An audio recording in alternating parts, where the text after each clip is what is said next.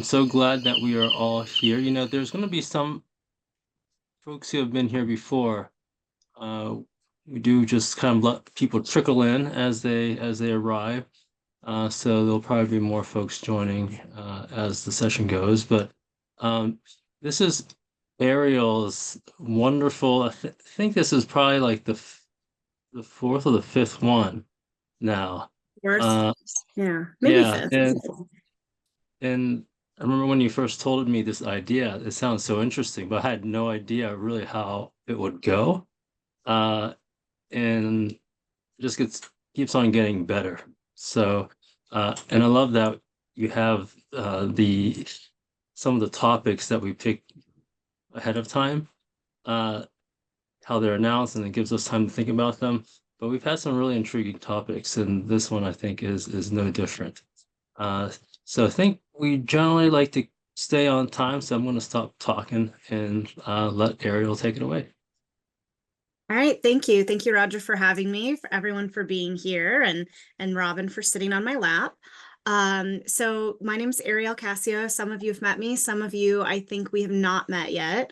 What I'm doing today is I am hosting a living ethics hangout. So we're really just going to hang out until for about 50 minutes here. I know we're all in different time zones. And talk about ethics. So how I came to this topic, I am a non-autistic person. I guess I'm an ethicist. I'm an anthropologist by training, and I'm a professor in the Center for Bioethics and Social Justice at Michigan State University.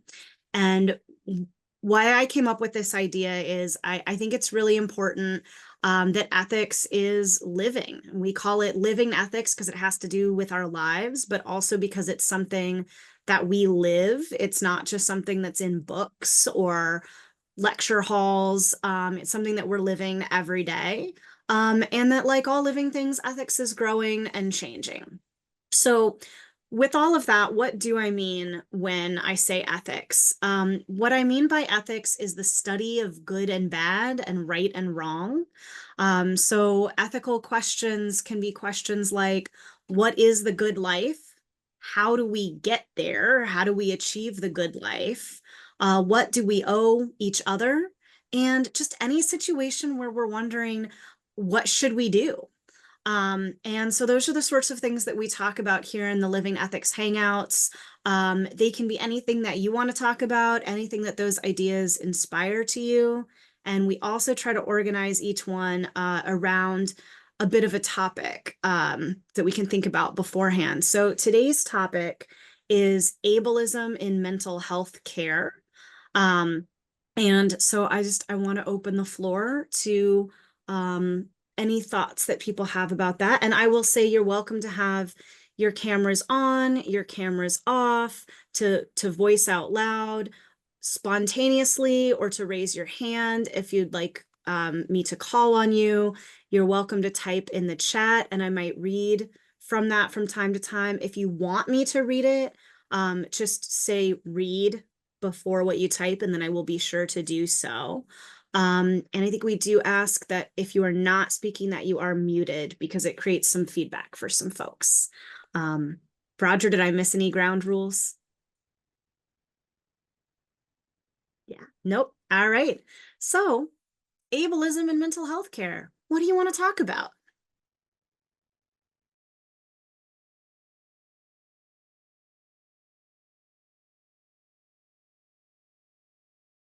I have to admit that it's hard to know where to start.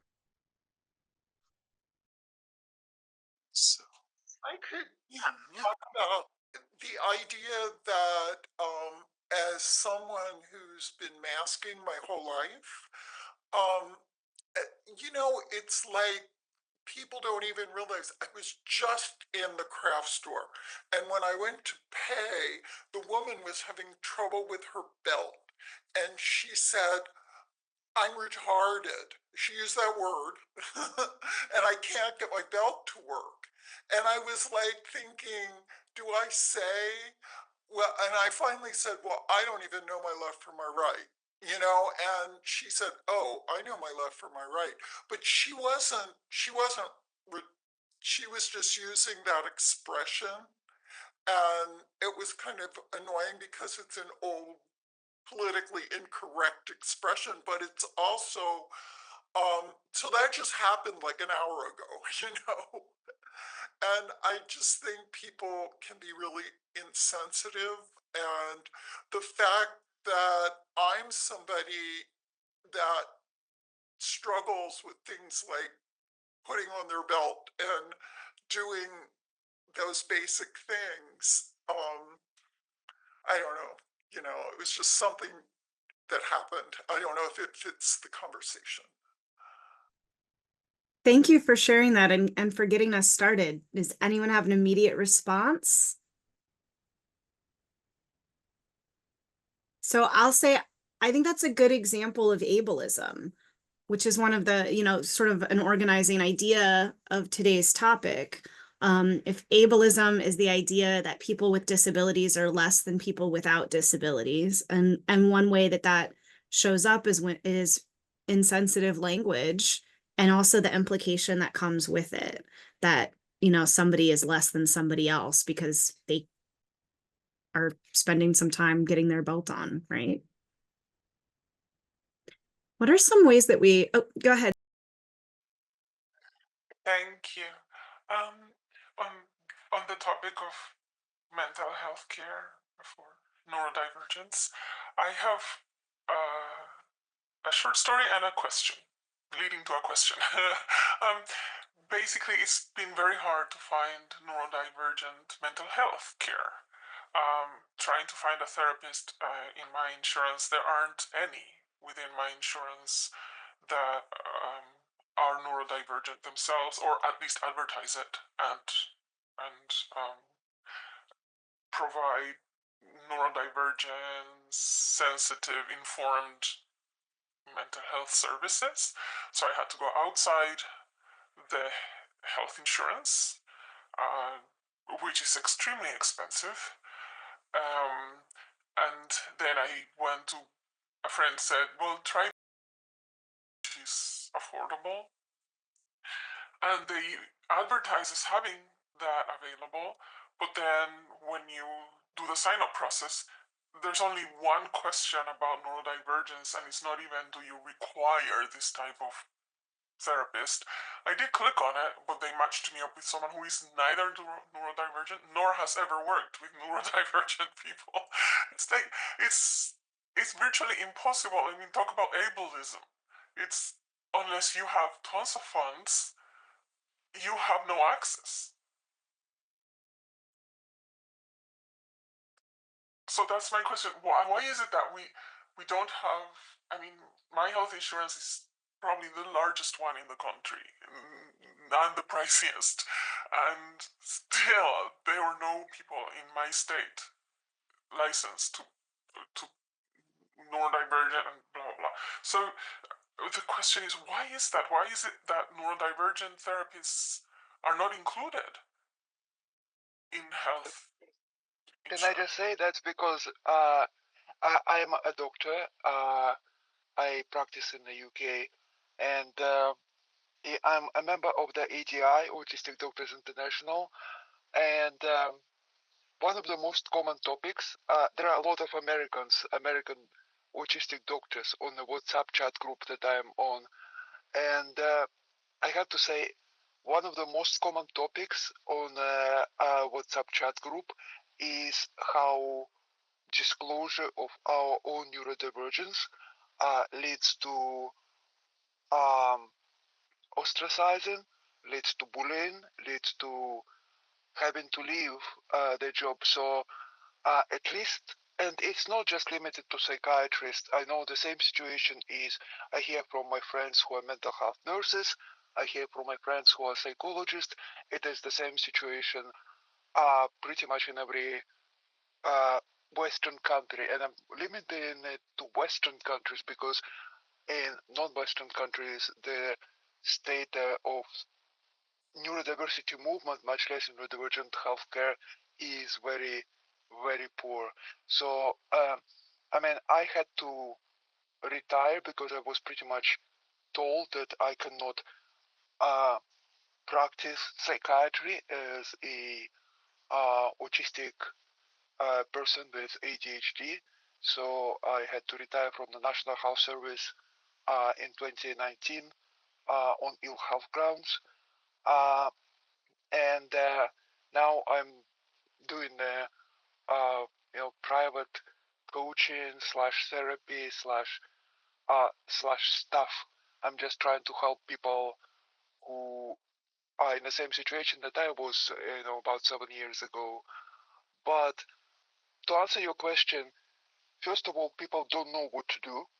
There is no effective approved therapy as such. CBT for autism kind of works, but actually it really varies, and a lot of autistic people that at least I see come to me, they already have tried CBT. They basically say, "What am I? Don't you think an overthinker like me hasn't tried CBT before, or hasn't tried to use the CBT methods before?" So it is, it is very unregulated. That's the second point, because you pretty much to do the coaching slash something, you go on neurodivergent practitioners and neurodivergent directory, and there is some people with qualifications, some are not. Most people are just with lived experience, and I think lived experience is essential, but I think training also matters a lot. So the ideal combination is both of them. But the bottom line is there are very few people who have both of them, and those people are actively concealing that they are neurodivergent because they don't want repercussions if they are in current practice. So yeah, sorry I'm being very wordy, but yes, the stigma and ableism is the reason why you can't find a neurodivergent therapist. Sorry about it. I know how hard it is. I know it really sucks, and I have to say, I have seen people who have tried it, and I'm afraid, and I only have 2 accounts, but both accounts were quite negative about the outcomes, so I can't really recommend them for autistic or neurodivergent people in general. That's me. Thank you. Hello. Yeah, well, first, I'd like to second pretty much everything. I'm forgot how you pronounced your name. Okay. Said I'm a mental health counselor who's autistic and mostly works with autistic clients. And there's a lot of reasons to not kind of be openly neurodivergent, especially, not to get into the realms of politics, but recently, a lot of changes have been happening and a lot of scary things have been happening in the government, which makes me, not necessarily want to openly advertise that I'm disabled. And I consider autism a disability. Others do not, but so because of that, I'm kind of in like a half out, half in. Kind of. I'm also queer and compare it to like kind of don't ask, don't tell, because I don't openly disclose to my clients, and I don't have like the label of neurodivergent therapist like in my profile, but I try to use a lot of language that comes out of self-advocacy work to kind of, cue in that. And it's sort of like if I was asked directly by a client, I would probably tell them. most of them just assume that I'm ballistic, and I have, I'm all right with that. Um, but yeah, that's part of the reason why it can be hard is because there's a lot of stigma against identifying yourself. And I'd also say that another reason why it's hard is because academics and training programs are also have a lot of ableism, and that makes it really hard for people who are disabled to become doctors, social workers, counselors, psychiatrists, et cetera, because the programs are, have a lot of emphasis on like traditional schooling, and have a lot of emphasis on getting the hours of work in that may not be feasible for everyone to complete in the time that we get. Like, I managed to, get my practicum and internship hours, and I was in a 2-year program, and it was pretty intensive. But for example, for my licensing hours, I took a year, another year, which is okay. I got an extension, but that's just an example of how it can be stressful. And things like, I work in a community clinic, and there's a lot of sort of pressure to be seeing a lot of people, to be seeing people back to back. They don't want us to be, taking 15-minute breaks in between clients. I still do that, but it's a mark against me, sort of.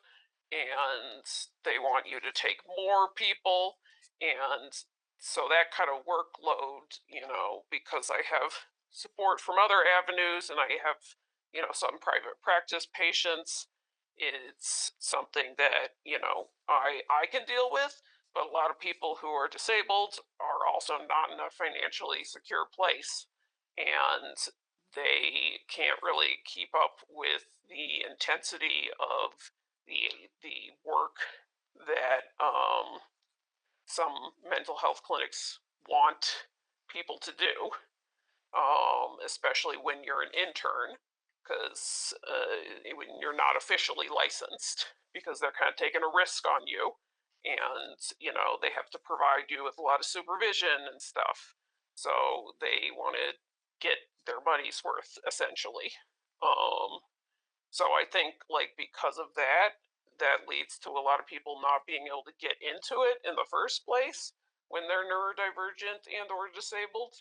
And it also, I think, leads to people who are neurodivergent and or disabled burning out at really high rates. So that, they might be there, but they're only, really practicing for a few years until they get burnt out, sometimes. So, yeah. So that's my additional contribution for why it can be hard to find those practitioners. We have a lot of practitioners in the chat as well. Is there, and probably others here, is there anything else that anyone would like to add about experiences of ableism in training that are one of the reasons there's ableism in the mental health system, since there's not a diversity of providers?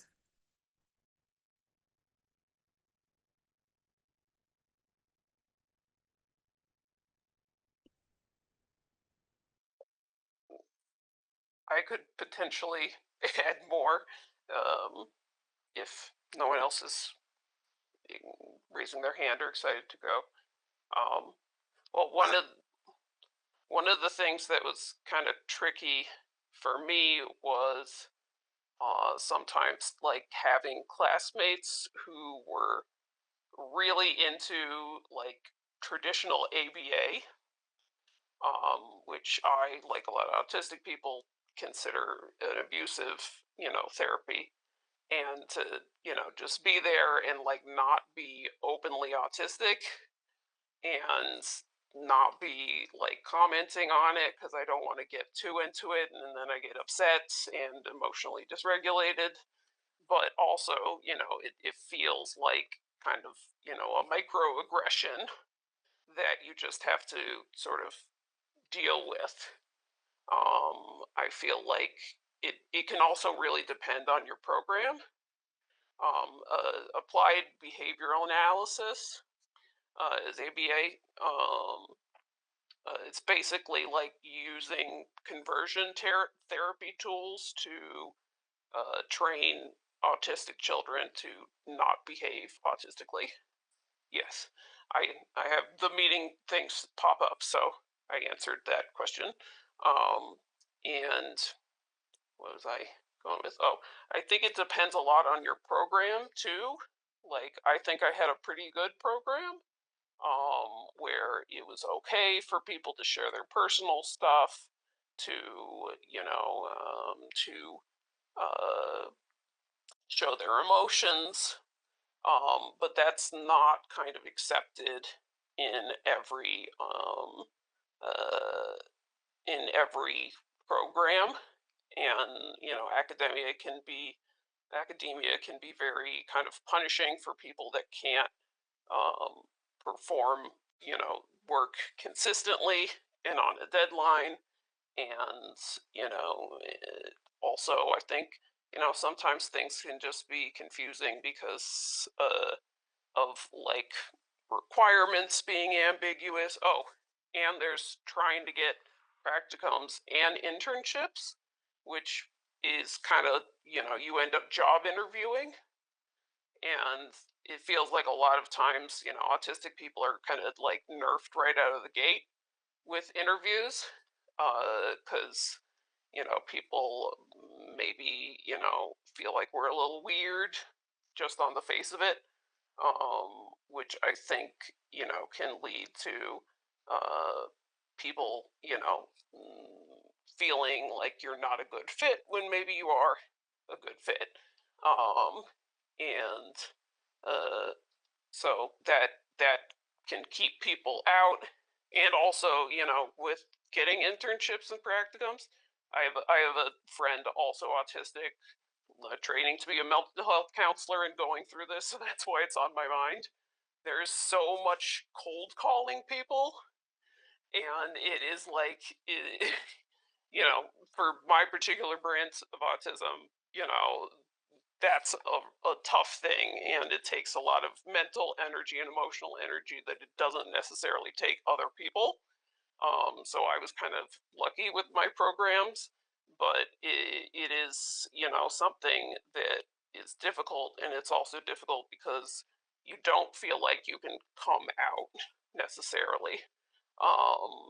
Certainly not like at your job interview, because it feels like, legally they can't be like, oh, we're discriminating because you're disabled, but they'll find another reason. So I think, yeah, that's something I've experienced in terms of obstacles. Yeah, I also wanted to add, so much of the traditional sort of mental health care and assessments very much preoccupied with deviations. So differences quickly become pathology. So if this is something that it's been hammered into your head, then it almost feels like you take extra precaution, to try to, I guess, mask or maybe fit in or walk the straight and narrow line like the profession seems to demand of you. And I think when you're in training, you're unsure about, or you don't have the data to know that human existence has this tremendous range about it. And then the word normal, there's no one meaning of that. But I think that's not necessarily how people first learn. that's something I think you learn through experience. And then you understand, that differences are just differences. And in fact, we are who we are and we have what we have because of our differences. But that's sort of like a life experience and clinical experience, insight, not necessarily something that's taught, in the books. Um, I mean, I think things are changing now as there's a growing awareness of the strength of differences. Uh, but I think that the teaching always lags behind. So that may be part of why right now there's not a lot of options. Although I think it is growing. I think somebody dropped a few links of websites that have neurodivergent therapists contacts. So it's a start, but it would be nice if it weren't such a struggle, um, that you could easily access something like this through your insurance carrier's contacts. Something that is more straightforward than having to do so much digging. I think the problem with learning from experience, Roger, is that you can only learn from experience if you want to learn from experience. If you are sort of reflective practitioner who is interested in people. I mean, if we're talking about ableism and mental health care, I when I retired, I couldn't revalidate my license because I wasn't practicing. And that's a mandatory process in the UK. Every 5 years, you have to revalidate. So I gave up my license on those grounds. There was no anything disciplinary. There was nothing other than my health that the regulator was informed about. And now I am restoring my license. And over the last 2 years, I've had 4 assessments by 4 psychiatrists in order to restore the license. Now, once again, I had no disciplinary actions from the regulator. The only thing that they have on my file is that I have autism and ADHD. And every time I get one assessment by an adult psychiatrist, maybe with interest in autism, and another assessment. So in order to regain my license, because I retired on medical health grounds, I had to pass assessments by mental health assessment with 2 psychiatrists. Every time it is one assessment with an adult psychiatrist and one assessment with a psychiatrist that mainly specializes in learning disability, which is another name for intellectual disability, i.e. people with IQ less than 2 standard deviations below average. Or to use the old term, retarded, as they say. And the thing about the UK mental health care is that until very recently, autism in adults was the providence of learning disability psychiatrists. And every time I get an assessment from an adult psychiatrist saying that I'm perfectly fit and there is nothing with my autism and ADHD that prevents me from practicing psychiatry within the narrow limit that I want to practice it, which is doing diagnostic assessments for autism and ADHD, which is, by the way, there is 7 years waiting list for the National Healthcare Service for assessment for autism and ADHD. And the report from the learning disability psychiatrist saying that on the basis of my diagnosis of autism and ADHD, they have concerns about my decision making, and therefore they cannot recommend that I return to practice. So on the last assessment, thankfully, because the adult psychiatrist was the like a leading psychiatrist in the UK on autism in adults, and because I essentially used threats of discrimination on disability discrimination. And because I supplied all my, well, not all, but a bunch of my workplace-based assessments where a senior psychiatrist observed me doing various assessments and various mental health encounters with the patients, and I had stellar reviews by the patients. So I submitted all of it, and I was allowed to do it. But the fact that twice I had one report saying there is no problem, and the learning disability psychiatrist unable to look beyond the label, unable to look beyond their own narrow experience, and actually learn from their life experience that there is currently an extreme wave of diagnosis of autism and ADHD in very bright adults. And the fact that I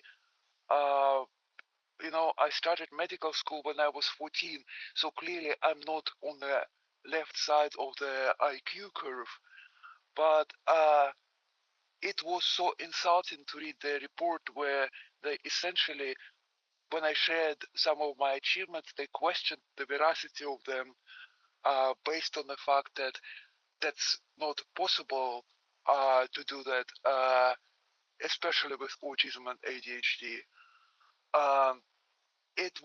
I felt so powerless, so insulted. So I, I mean, I just cried.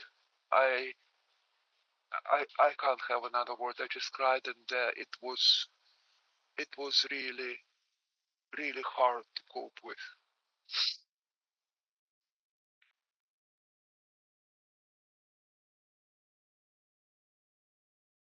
Thank you for sharing it.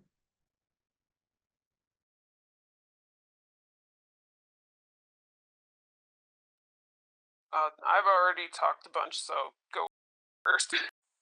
All right. I'm not a therapist, but I feel like I've seen enough of them. And psychiatrists as well. I've been in and out for so long.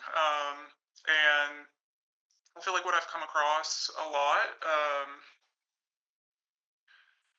I I feel like I've come across a lot of therapists and a lot of psychiatrists who don't seem able to recognize autism or ADHD. I mean, I don't know if it's just in high masking, women, people of color. I don't know if it's, because I fall into a lot of categories, but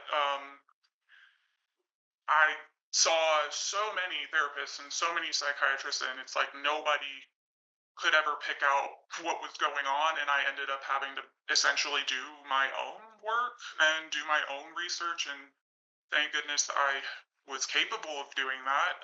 But like what I came across a lot was just like a lot of the same diagnoses, being misdiagnosed with depression, bipolar disorder, things like that, and just having to do my own research and feel like this doesn't fit, something's not right, or these treatments aren't working, something's not right, and doing my own research.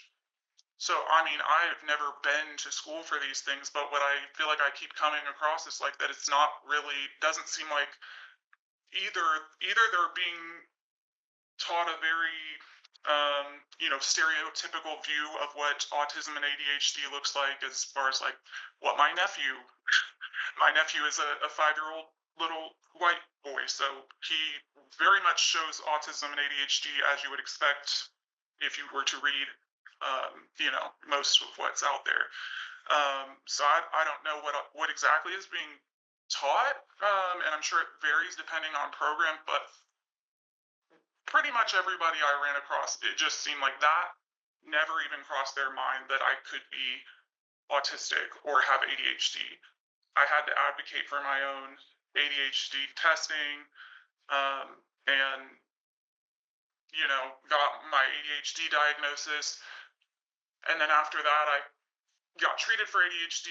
I almost feel like that amplified my autistic traits. And I was then diagnosed with bipolar disorder and treated for that. And I was like, this isn't resonating with me. Doing my own research, I was like, this doesn't make sense to me.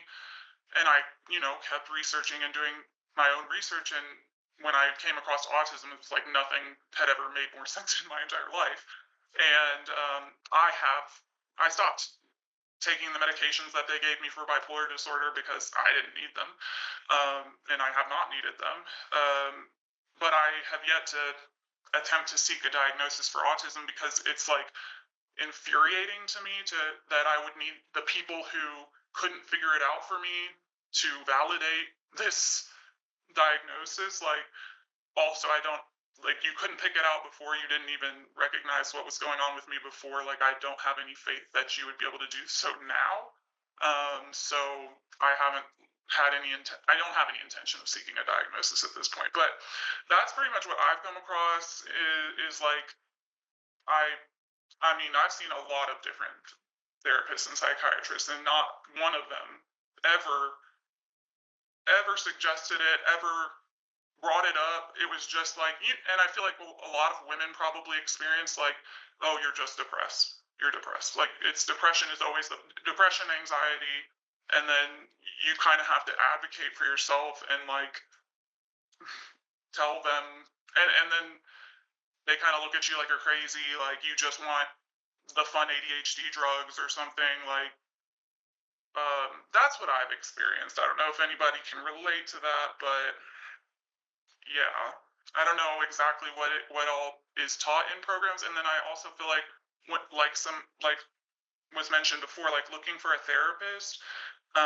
If you get on like Psychology Today, everybody puts autism and ADHD on their list of specialties, and it's like, are you just listing that because you learned about it in a class one time and you want to widen your net when you throw out your net for clients? Because it doesn't seem like you actually, the people that I interact with actually have any experience with it or even know what it really is. So yeah, that's my little piece. Thank you. You are getting a lot of people in the comments saying that they relate to what you've just said. Absolutely. I'm seeing.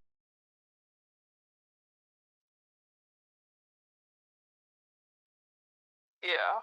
Well, I'll just say, everything that said is so much true.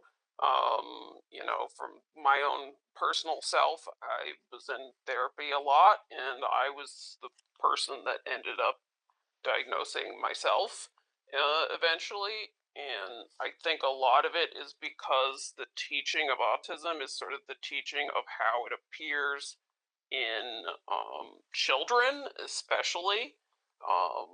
And kind of there's not a concept for how an autistic adult acts other than like a larger autistic child, which I think, partially contributes to the infantilism of autistic people. And also means that so many people, like, if you don't get diagnosed as a child and you develop, like, 3 coping skills that you can use to navigate the ableist world, then you'll go, totally unacknowledged and unseen. And it's part of the reason why, like, I specialize in that, because I feel like it's a huge gap between kind of what's autistic self advocates and kind of, people in autism studies and adjoining fields understand and know, and what we learn in psychology, in therapy training about, autism. And that leads to, to so many people being missed, even people that, especially if they're women, especially if they're people of color. I've had a lot of people that are high masking, and you wouldn't necessarily know instantly. But I've also had people that I'm like, this person is maybe the most obviously autistic person I've ever spoken to in my life. And I think the only reason they were not diagnosed is because they're black. Because I can't think of any other reason why this person who was in therapy and so obviously has this presentation is not being seen. And I think that ends up, so a lot of, I think, people's idea being, yeah, those little boys, little white boys, is like blocks out their ability to consider, and they just don't know what it looks like in adults. They don't know that adults with autism can make eye contact or trick people into thinking they're making eye contact by like looking at their eyeshadow. Um, and yeah, so just everything that is so true, and it's something that a lot of my clients encounter when they then, we establish that they're autistic, and then they go to tell their other doctors or their psychiatrist, and the other doctors or psychiatrists are like, well, I don't know about that. Like, what, you must be very, very high functioning, if that's true. And sort of it, almost the best case scenario is that the other doctors like know nothing and they're willing to be educated by the client about what autism is and how it affects them. And then the worst is when they think they know what autism is and they just absolutely refuse to hear any feedback on, how science has progressed and how, this person feels. So it's, yeah, it really stinks being autistic and getting constantly doubted and invalidated and not even being noticed.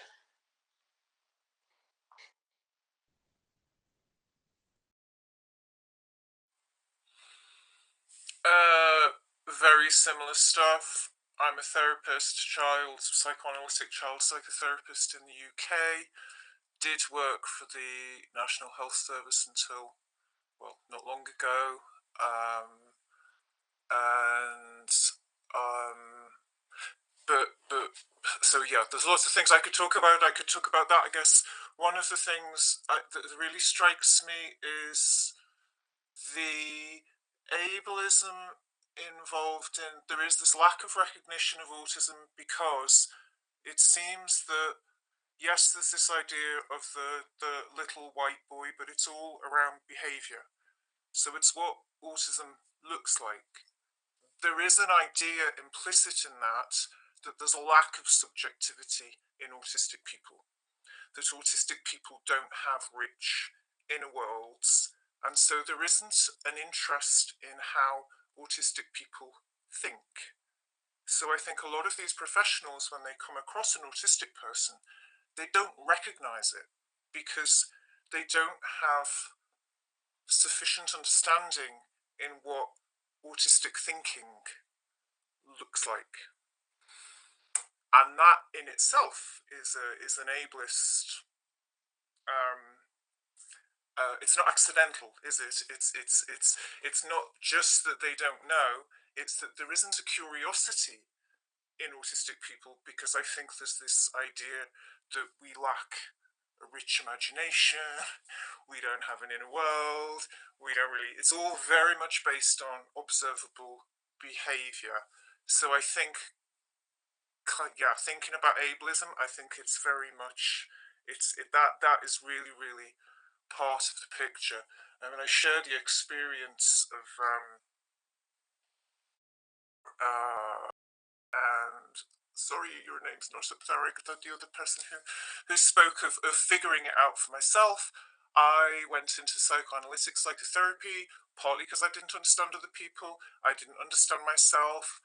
I spent a really long time in psychotherapy and trained as a psychoanalytic psychotherapist, and it was only because my children are autistic and finally standing and getting diagnoses for my children that meant that I was also able reading about autistic women's experiences, subjective experiences, what it feels like to be autistic, that I then recognized that that was also me, and it's been really life changing, but all of those years being encouraged to believe that the things that I couldn't do them because of either it was an emotional difficulty or a mental health difficulty or some unconscious thing that I somehow hadn't unraveled yet, that kept me in therapy for a really long time, thinking, what point are these things going to change? And of course, they're not going to change because this is who I am, and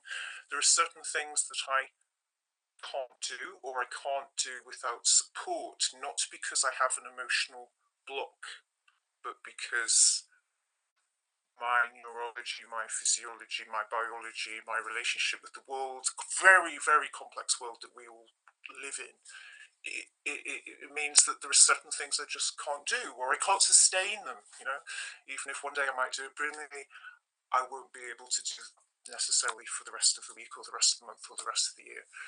So sorry, I feel like I'm rambling, but it's such a complex and deep topic, isn't it?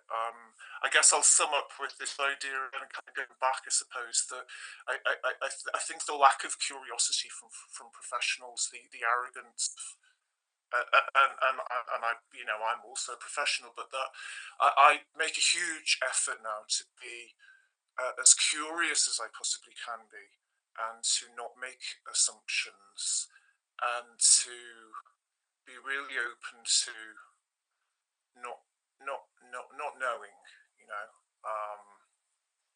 kind of similar to what Roger was also saying near the beginning about that experience of life that enables you to be able to really fully recognize that we're all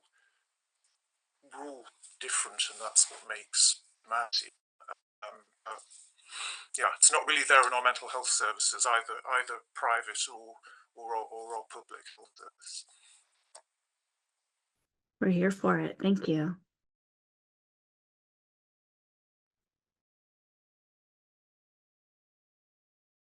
You're muted. Just sort of ditto on the same thing, but one of my experiences, which I think is really interesting, is, and I'm recently self-identified, taking tests online and knowing my whole life. And when I was 15 in the 60s and living in Baltimore, my parents sent me to Johns Hopkins for pediatric psychiatry. And I was told that they were sending me to the top child psychiatrists in the country. Well, at the time, child psychiatry was new at Hopkins for the first time in the world. And Leo Connors, who I understand was the one who first identified autism, was there. He was not the psychiatrist I went to, but what they decided, I was failing in school. She's smart, but she's lazy. Had no friends. I was having meltdowns, and they thought I was having just a typical adolescent crisis. I was like, I'm thinking 14 at the time, and so that was the cutting edge of what was going on at that time in autism, and I just went under the carpet, and through the years have just, you're depressed, you have an antidepressant, you're never getting it. And when I started looking at the symptoms of autism, I'm like, oh my golly, this is like so me. And I've just, like I said, flown under the carpet. And I know people talk about how difficult being autistic is, and it was, but now I feel very liberated because I can just go, oh, that's what autism is. And some of the things I do are just funny, like not everybody numbers their morning routines so they won't forget. Um, with little numbers and goes through the day. And like, that's kind of humorous. And the way I sing to my dog, is just like, okay, big deal. But anyway, I just wanted to share that because it was really at the time the very beginning of identifying autism, but I was a female and not a white male. And although I do have a friend whose son went through the same, he had Leo Connors as a therapist, and he's African American and nonverbal and needs a lot of support, which I didn't need external support, other than academics. Okay, I'll be quiet now. Thank you. Thank you for sharing that.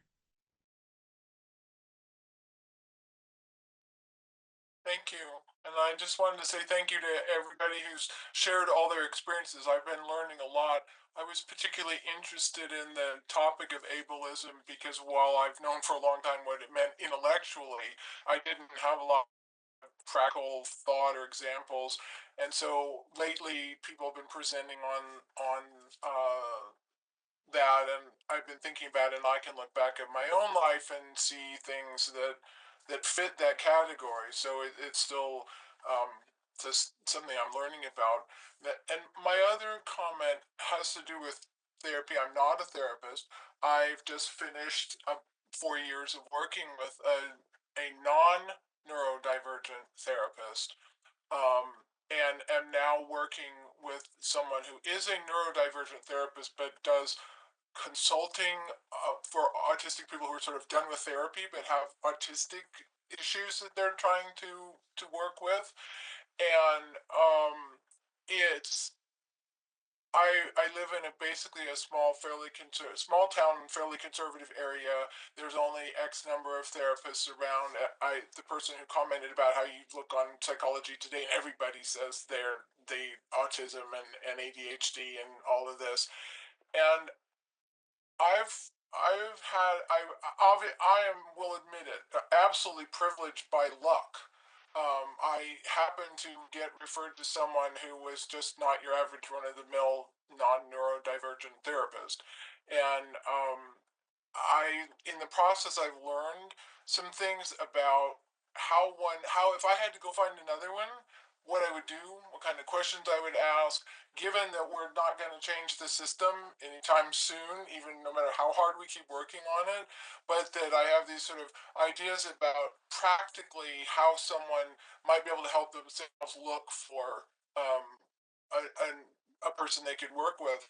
And I don't want to give the whole list, but two important things I found is that I think the ones who don't say they have experience working with autism are often the ones who, if they don't have some experience, they're very open to it. My therapist was had a prior career in law enforcement, then became a therapist, was in school in the early 2000s, and he said we didn't learn a damn thing. It was just the standard stereotypes, the 5-minute lecture kind of thing.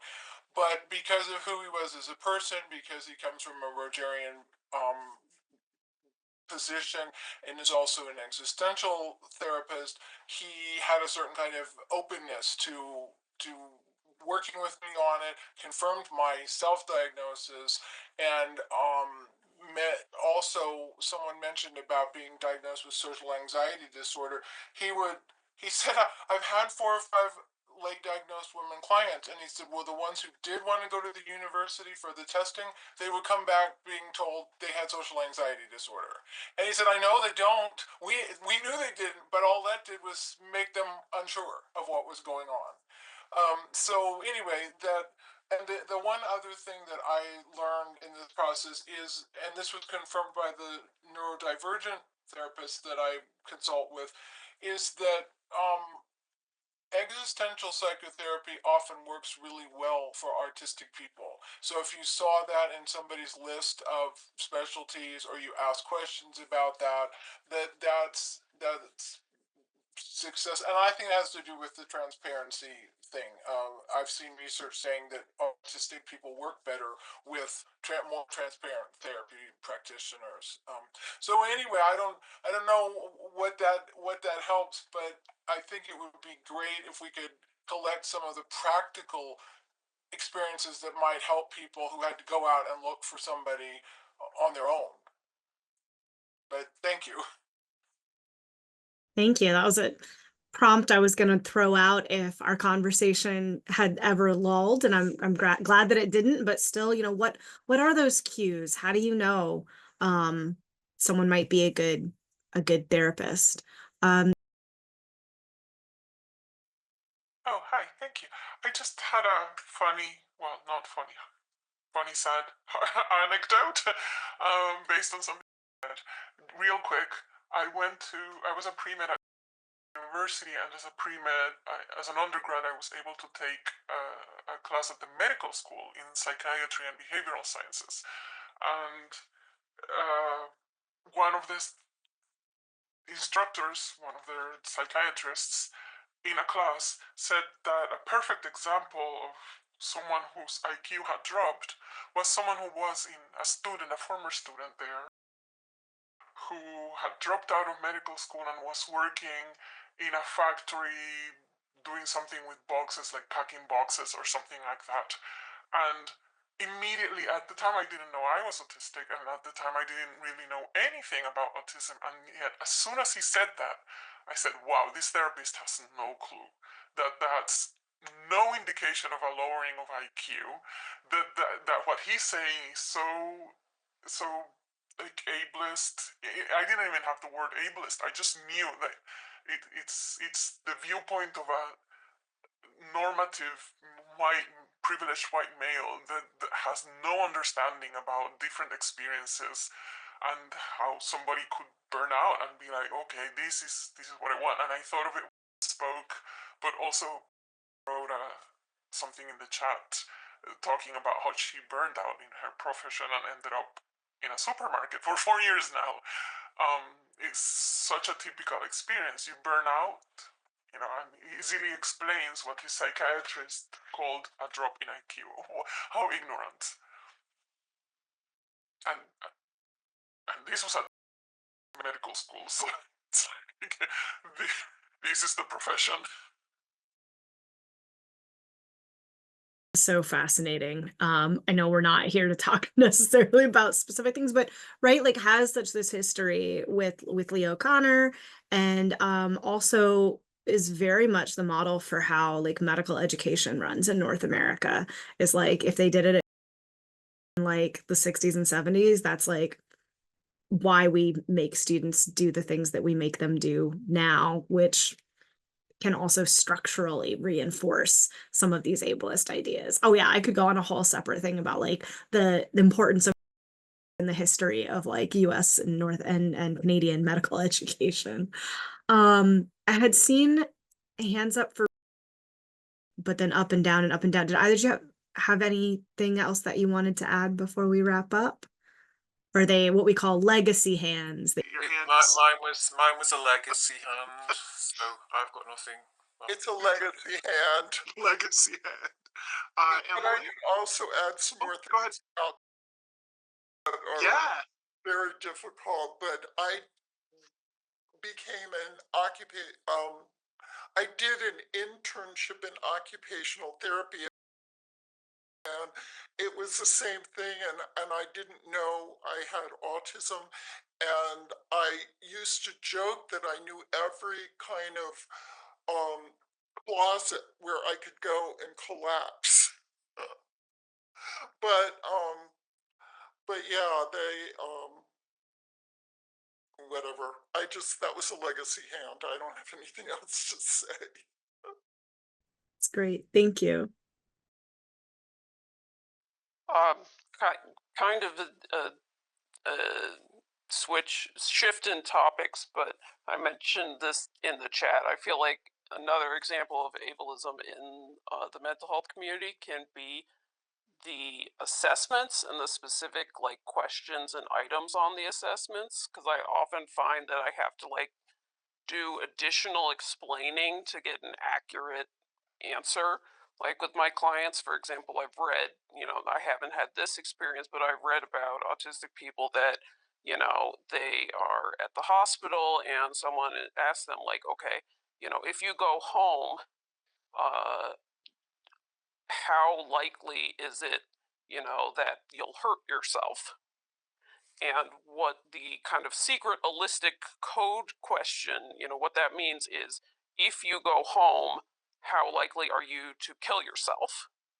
Assuming everything, remains roughly as it does at this moment. But autistic people, we will interpret that as, well, I'm kind of clumsy. I could stub my toe. That's would happen. Also, if aliens came and we're gonna like blow up the world, I might choose to die by my own hand instead. Or if I start getting rabies and there's no way for me to, cure it, like, you a lot of autistic people will just think of every single example, and so we'll be like, I might hurt myself if I get home, and then they end up hospitalized against their will and unnecessarily because no one discussed with them what do you mean when you say that. They just were like, oh, okay, this person's reporting, that they're suicidal. And of course, if you have that kind of experience, you're also not going to want to go and seek out professional help because you're like, the last time I got hospitalized for no reason, and that is not a pleasant experience, even when it's absolutely necessary. So I think like when we stick to these questions and we don't ask it with subtlety and nuance, I think a lot of ableism can come out of that. I wish I could remember what I was reading the other day, where someone was basically saying, it probably should have been a clue to me that I was autistic, how long I obsessed over questions like, would you rather go to the library or to a party? Like, well, give me more context. What are the other variables in this decision? And I've heard that many times, but there's something Specific I was reading just the Yeah. other day about it. I mean, I joke with my friends because I have a lot of, friends that I've been like, you're friends with me, you might be autistic. Let's look at that.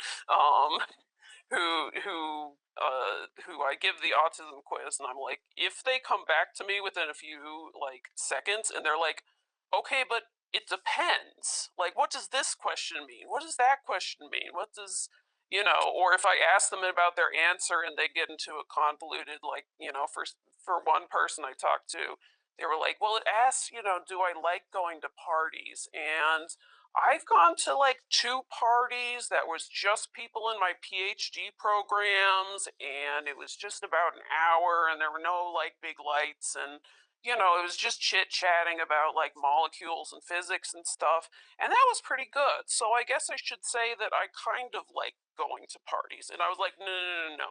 The secret, real question they're asking is if you had the option to be teleported instantaneously into any party with any people in any setting, would you be like, yay? Or would you be horrified? And they were like, oh, well, I would rather die than experience that. And I was like, okay, so they really want you to say that you dislike parties. Your two all nerd parties turns out are not what they were thinking of. And what holistic people apparently intuitively understand. Thank you. And thank you everyone in the chat with similar translations and questions and follow-ups. I see your I just love to give everybody hope. I was only diagnosed this year officially, although I has suspected for a long time. Once I got referred to the RADS test, it was obvious I scored well into the autistic range. But I sought therapy for other reasons. This year I was hospitalized and very traumatized afterwards and sought trauma therapy. And there is a thing here in Florida called grow therapy which is a directory of therapists that did include a lot of options to pick from, and I was able to find right away a therapist prescribing for therapists who is autistic or is ADHD, so she could immediately relate to that. And when I said I thought I might be autistic, she was able to look at the symptoms that were ADHD versus the symptoms that were autism and help me identify. And then I was able to get a top therapist who also has experience working with autistic people. So I just wanted to let people know they are people that don't have to struggle and do find the care they need. And I know somebody who is autistic, who is a therapist who does not practice, and I'm going with autistic people, and I'm going to encourage her to try to look at whether she could do so, just because I'm seeing in this and a session last week how hard it is for people to find a therapist that understands what they're going through. But there is hope. Some of us get treatment by appropriate care. Thank you. I think that note of hope is a good one for us to at least take a moment to formally say we are past time if anyone needs to go. I know some people have been leaving, but if you need me to say so explicitly, you are welcome to. I can stick around for some time if some folks would like to keep chatting. I'll leave you with sort of some of the notes that I've been taking here about ableism in mental health and some of the causes and some of the what should we do questions. We talked a lot about, just to summarize, we talked about one of the causes of ableism in the healthcare system being ableism in health professions education. And this means in two ways. One, that fewer neurodivergent people are able to be therapists. So it's less likely that someone could find a therapist who was also neurodivergent. And there's content in education that is itself ableist, is instructing people with stereotypes and also just the lack of experience. That experience is not coming from like the lived experience of neurodivergent people. We talked about cues that could suggest that someone might be operating under more or less ableist assumptions. So cues like using outdated or politically incorrect language might suggest someone is internalizing a lot of ableism, like a therapist is doing that. And so they might not be the best therapist for a neurodivergent person. Also, cues like using language from the self-advocacy movement can be a way that someone is saying, hey, like, I see you, and might be a good fit. We talked about the fact that therapists who are neurodivergent might not be able to outright say that they are, like in writing in a Googleable way where you can find out in advance. We talked about sort of deficit models a little bit and how these show up so often in therapy settings, and that a difference model can be a less ableist way. And I also put down some questions here I wanted to highlight about like who will take on neurodivergent clients, as sometimes people have had this experience, people saying, well, no, like I don't like deal with autism. And so people get denied from like from a practice because the practitioner is saying they're not. We also talked about difficulty in getting a diagnosis, erasure, misdiagnosis, therapists not recognizing autism, and particularly the intersectional components of, like, again, expecting like a young white boy. And I think that's sort of where I'm going to leave it for now. I kind of want to pull out a comment from the chat about like, is a specific diagnosis useful, or is that pigeonholing? And maybe it's more of a umbrella of we all think differently, that might be a good topic for a later Living Ethics Hangout, because that is so rich. If you want to keep chatting, you're always welcome to email me, talk on the Facebook group, talk on the meetup group, or join our Discord. We do have a channel on the Discord called Living Ethics Hangouts. It's always open. I know that not everyone might want to speak in this space, or you might think of something later. So that's also a good space to continue the conversation. And I will put my contact information here in the chat. So thanks all for hanging out with me today. If you need to go, don't be shy, go on ahead. If you want to stick around, don't be shy, we'll chat. Or be shy, and that's okay too. Be shy in this space with me.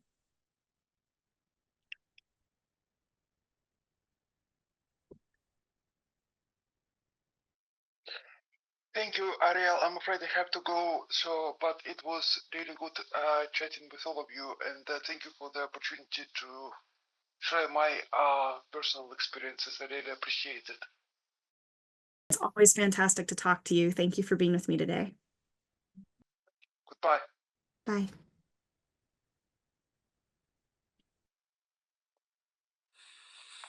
Can I just say something about the idea of difference seems to be used a lot at the moment, but it's difference within a hierarchy. So it isn't a I kind of observed how these kind of things for some people they seem to be, oh sorry, I'm becoming really inarticulate. Acknowledging difference, there isn't much point in acknowledging difference if you're still going to be thinking in a hierarchical way. You can say that somebody's different, but if you're still going to say they're less than, or that there's an aspect of them that is less than, then you're kind of, yeah, you're acknowledging difference, but actually it needs to go further than that. We need to have a view of people and humanity which is about saying that difference is not less than, or the difference is not better than. And yeah, that seems to me to be a really a quite different step that's really accommodating the richness of humanity without putting us in a comparative hierarchy. This is a real challenge, and that goes back to initial points, right? About someone, for those of you who weren't here maybe in the beginning, like someone struggling with their belt saying, oh, I'm retarded. And that's not maybe a politically correct thing to say, but also we talk a lot about like what's the right language, and people will use difference very euphemistically, right? Someone's not disabled, they're differently abled. But really what the issue a lot comes down to is like, don't say that just because you're struggling with your belt, or maybe for any reason, but also like it's okay to struggle with your belt. That's not necessarily a problem. And yeah, I don't know if I'm explaining that very well, right? But like, you know, there's the language, and then there's also like the behavior that the language is pointing to, and the language is judging the behavior because it is being valued on this hierarchy. But like maybe that hierarchy doesn't need to exist. Like it's okay. Some people tie their shoes, some people use Velcro, some people don't wear shoes. That's all fine. We're all valuable as human beings. Yeah.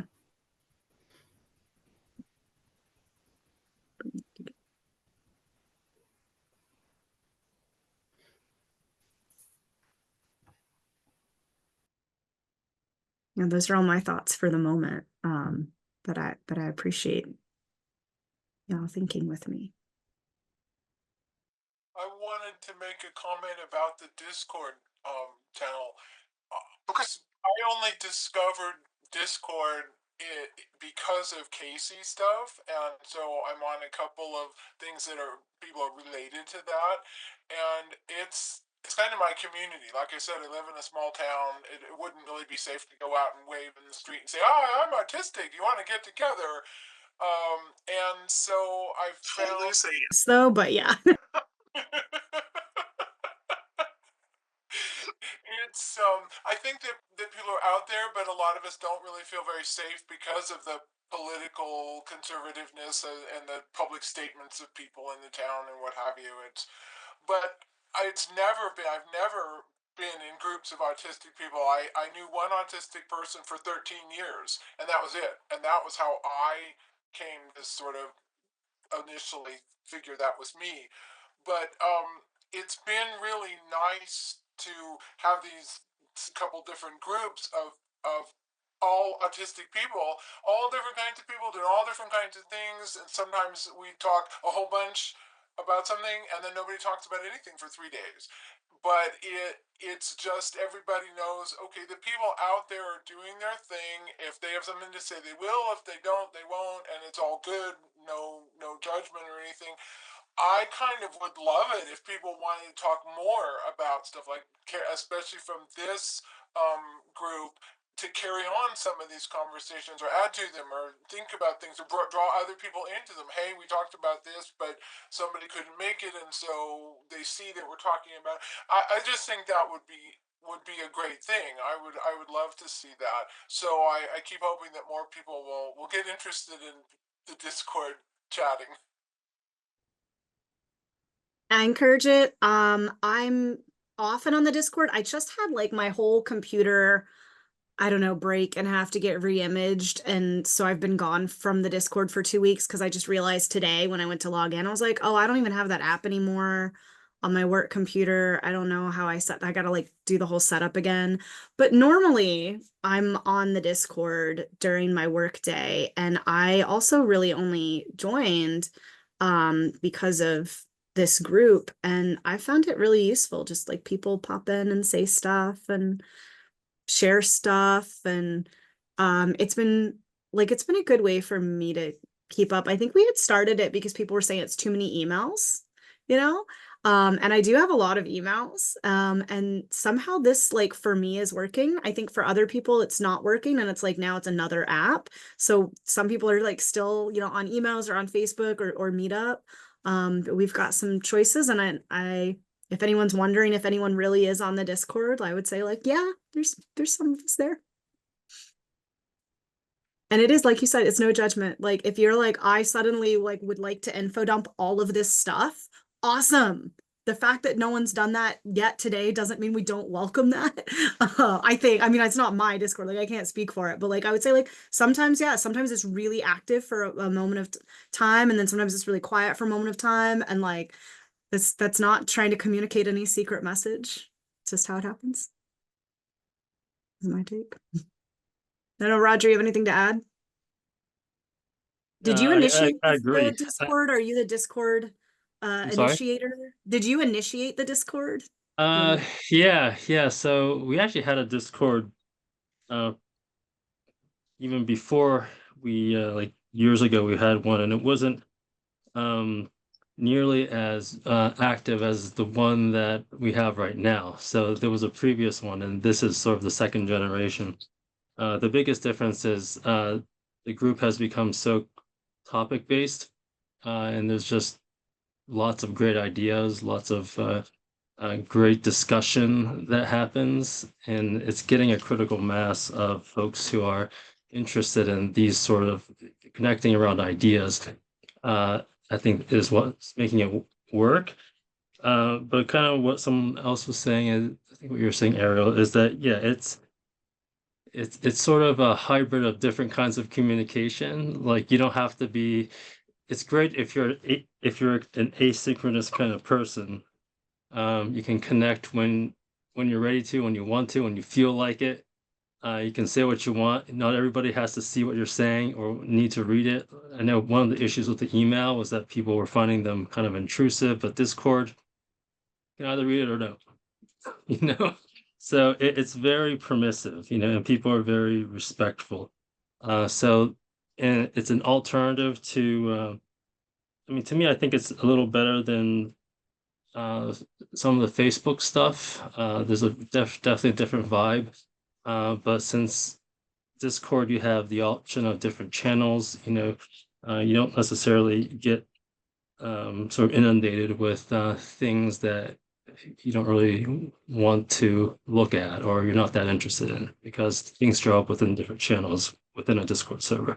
So yeah, I would definitely highly recommend that if for sort of ongoing discussion. I know Ariel has a channel within that server just for living ethics, so it's perfect for that sort of continuing the conversations in between our Zoom meetings. So definitely recommend.